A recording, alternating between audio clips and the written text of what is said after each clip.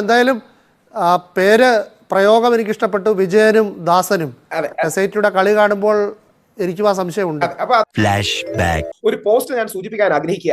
സമാനമായ ഒരു കൊള്ള ഒരു 36 വർഷം മുമ്പ് കേരളത്തിൽ നടന്നിരുന്നു. വളരെ വില കൂടിയ ഒരു സ്വർണ്ണ കിരീടം കേരളത്തിൽ നിന്ന് പോയി. അന്ന് SIT ആയി ഒരു വിജയനെയും ദാസനെയും നമ്മുടെ കേരള ഗവൺമെന്റ് തീരുമാനിക്കുകയും ആ വിജയനും ദാസനും ഈ സ്വർണം അന്വേഷിച്ച് അല്ലെങ്കിൽ സ്വർണ്ണ കിരീടം അന്വേഷിച്ച് പോവുകയും ചെയ്തു. അതിൽ മിസ്റ്റർ വിജയൻ പറയുന്ന വളരെ പ്രസക്തമായ ഒരു സ്റ്റേറ്റ്മെന്റ് ഉണ്ട്. അതായത് ഡിപ്പാർട്ട്മെന്റ് നമ്മളെ അമേരിക്കയിലേക്ക് അയച്ചു, ഇനി അമേരിക്കയിൽ കിട്ടിയില്ല, ഇനി ഡിപ്പാർട്ട്മെന്റ് പാരീസിലേക്ക് നമ്മൾ പോകണമെന്ന് പറയുന്നു, ഇംഗ്ലണ്ടിലേക്ക് പോകണമെന്ന് പറയുന്നു. അങ്ങനെ നമുക്ക് താല്പര്യമുള്ള രാജ്യങ്ങളെല്ലാം നമുക്ക് പോയി കാണാൻ ഇതൊരു അവസരമാണ്. എന്തോ കുത്തി പറയുന്ന പോലെ എനിക്ക് ഫീൽ ചെയ്യുന്നുണ്ട് കേട്ടോ.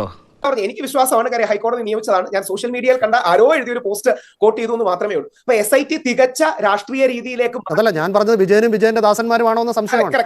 ഞാൻ ഡീറ്റെയിലേക്ക് പോകുന്നില്ല. പക്ഷേ പലപ്പോഴും യഥാർത്ഥത്തിൽ CP അല്ലെങ്കിൽ നമ്മുടെ ഭരിക്കുന്ന രാഷ്ട്രീയ കക്ഷിയുടെ താല്പര്യങ്ങൾക്കനുസരിച്ച് മാത്രം മാറുന്ന ഒരു ടീമായി മാറി SIT.